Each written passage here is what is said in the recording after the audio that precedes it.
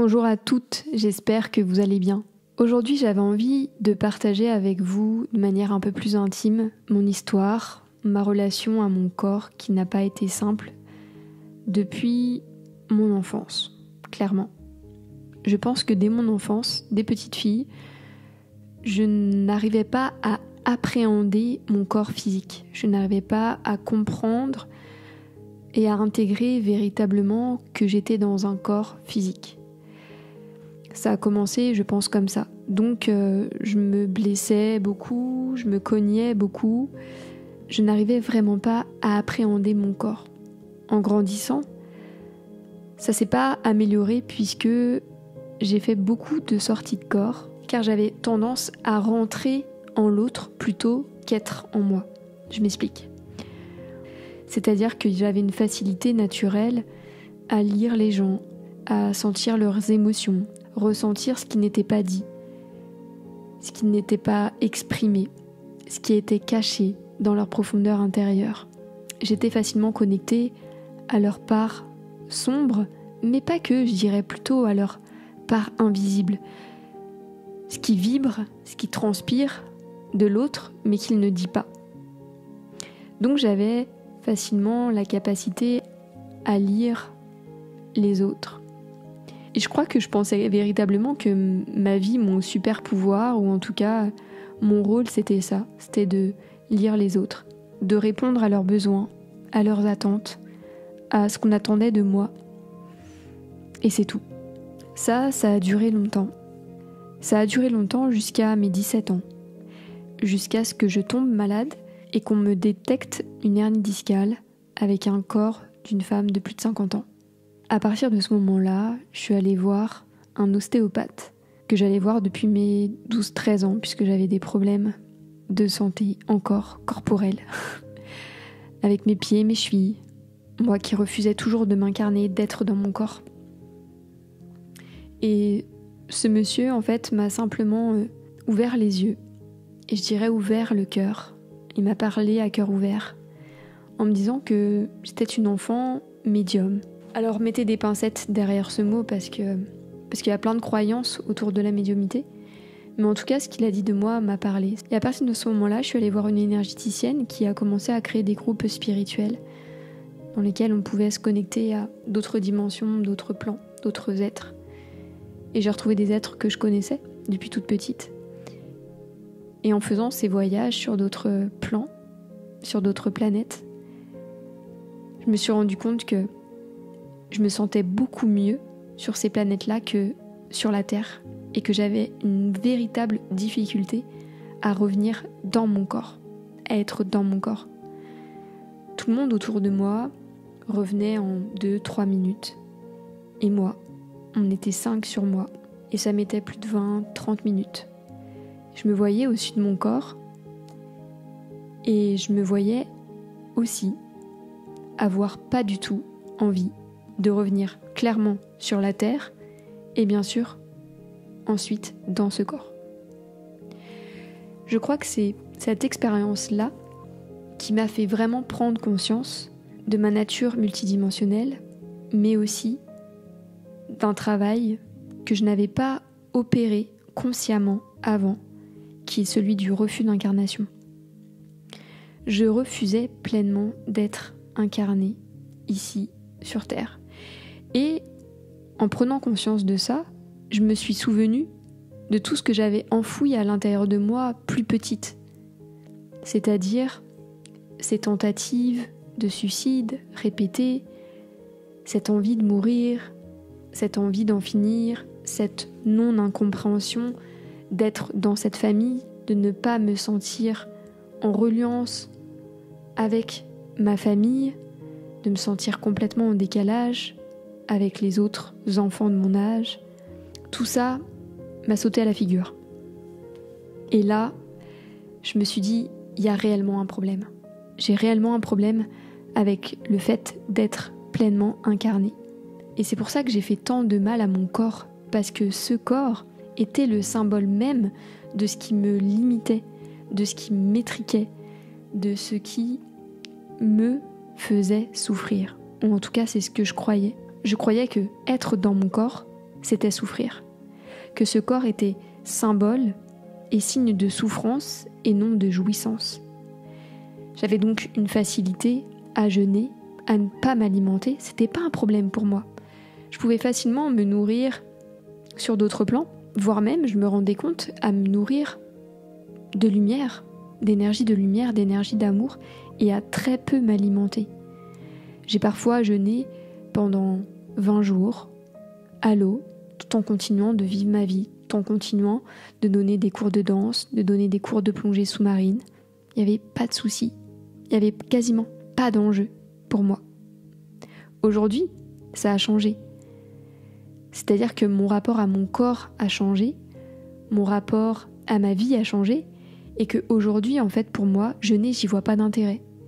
Et que aujourd'hui, j'aurais presque de la difficulté, où ça me demanderait un véritable effort de jeûner. Mais dans mon parcours, c'est bon signe. Vous voyez, ça pour moi, c'est bon signe. Ça veut dire que j'ai réussi, que j'ai transformé. Si aujourd'hui, finalement, jeûner me dérange, alors qu'avant, c'était quelque chose de limpide, de simple, c'est que j'ai évolué. Dans mon cheminement, c'est ça. Donc ça s'est manifesté, comme je le disais à ce moment-là, le refus d'incarnation, mais vous l'avez bien compris, ça s'est manifesté avant.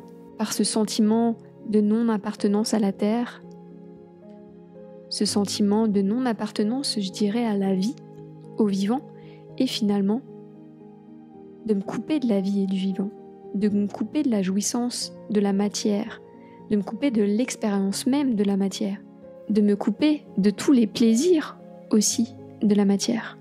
J'avais effectivement plein de croyances sur qu'est-ce qu'être spirituel, comment vivre en tant que femme spirituelle, et tout ça basé finalement sur un héritage judéo-chrétien, en recherchant le côté divin, et divin désincarné, et aussi le côté divin parfait. Vous savez, la Vierge Marie parfaite, mais en réalité, être vierge finalement dans son sens le plus ancien, ça veut dire se suffire à soi-même, n'appartenir qu'à soi-même. Et moi j'étais dans le symbole judéo-chrétien, dans cette spiritualité désincarnée, lisse, parfaite, finalement dans une spiritualité pas incarnée, car quand on est incarné, quand on accepte pleinement son incarnation en tant que femme spirituelle, on accepte aussi ses racines, on accepte aussi ce qui n'est pas dans la lumière, ce qui ne prend pas toujours la lumière, on accepte aussi notre ombre, on accepte de se regarder en face, de regarder ce qui est moins beau, moins joli, ce que l'on peut continuer de juger, de réprimer, mais on arrête de le rejeter, on arrête de le mettre de côté, on l'assume, car notre ombre, ce n'est pas ce que nous sommes. On arrête d'avoir honte de nous-mêmes et honte de notre humanité, ou honte de ce qu'on a pu traverser ou de ce qu'on a pu accepter. La honte a aussi fait partie de mon chemin. On m'a forcé à faire des choses dont j'ai eu honte, et j'ai fait des choses dont j'ai eu honte, et je peux en faire encore d'ailleurs. Ça aussi, ça a fait partie du cheminement quant à mon refus d'incarnation. Parce qu'il y avait quelque chose en moi qui, dès toute jeune, disait non à cette incarnation, mais disait non aussi à cette incarnation de femme, en tant que femme. Je crois qu'au-delà de mon existence, c'est avant tout quelque chose que je portais, que j'ai pris, un héritage de ma lignée de femmes, à transmuter, à alchimiser, à transformer.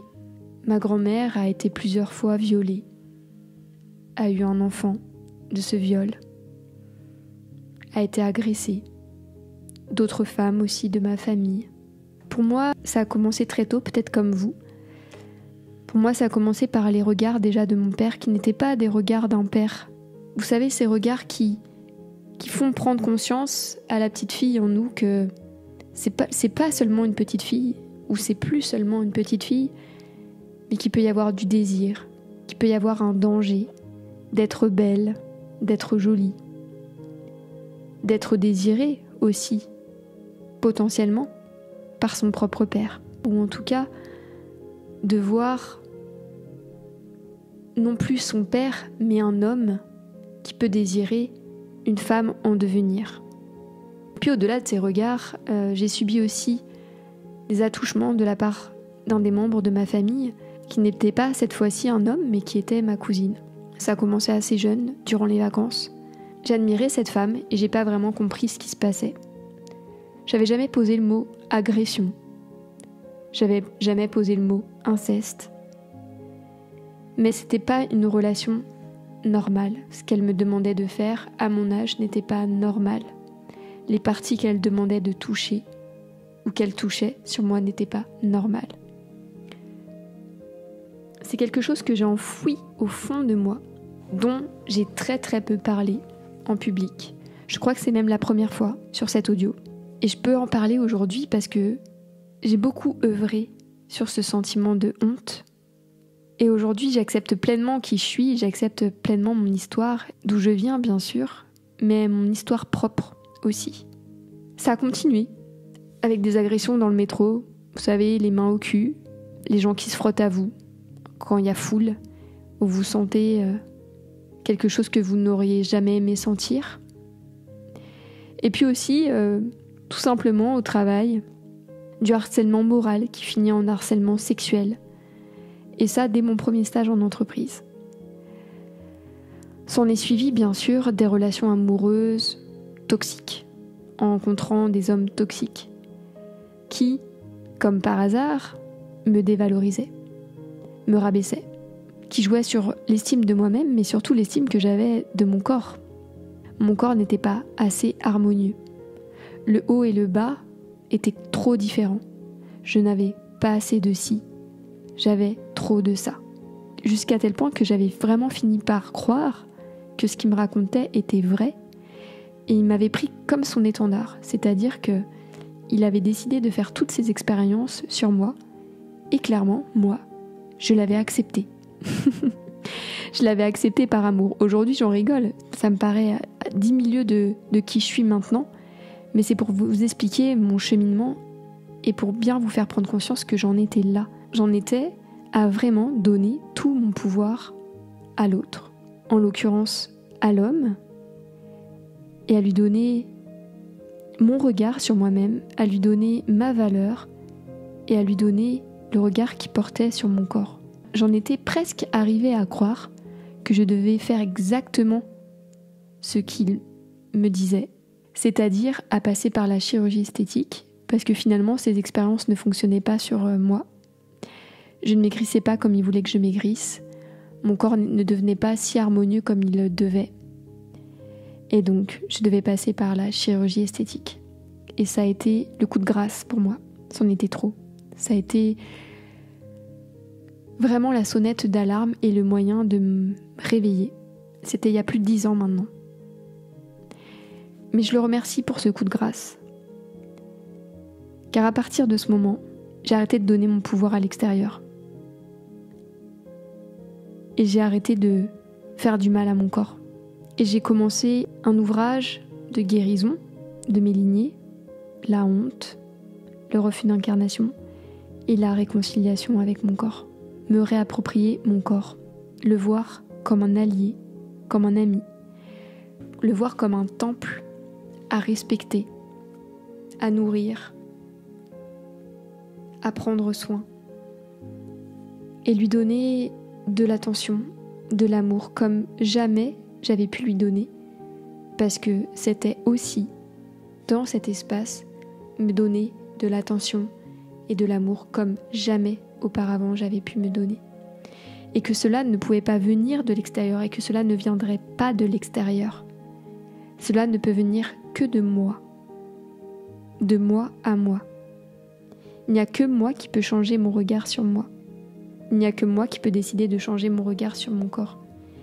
Il n'y a que moi qui peux décider de me réconcilier, de me réapproprier mon corps de femme dans lequel je suis, m'aimer dans ce corps et m'incarner pleinement dans ce corps pour commencer à vivre vraiment,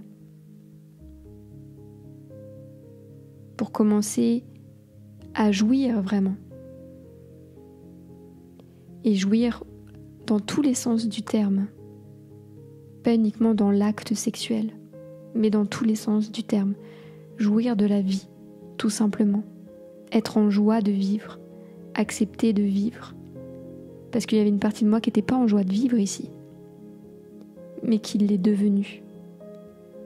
Qui est pleinement aujourd'hui en joie de vivre et qui dévore la vie à plein cœur, à pleines dents, à plein corps. Et c'est aussi tout ce que je vous souhaite, de dévorer la vie à plein cœur, à pleine joie, à pleines dents, à plein corps, et de vous assumer véritablement. Et clairement, aujourd'hui pour moi, cela passe véritablement par le fait d'accepter pleinement d'être incarné. C'est pour ça que j'ai créé ce stage de 2 jours, pour œuvrer sur quelque chose dont on ne parle pas souvent, dont on parle très peu même, qui est le refus d'incarnation. C'est le début du chemin.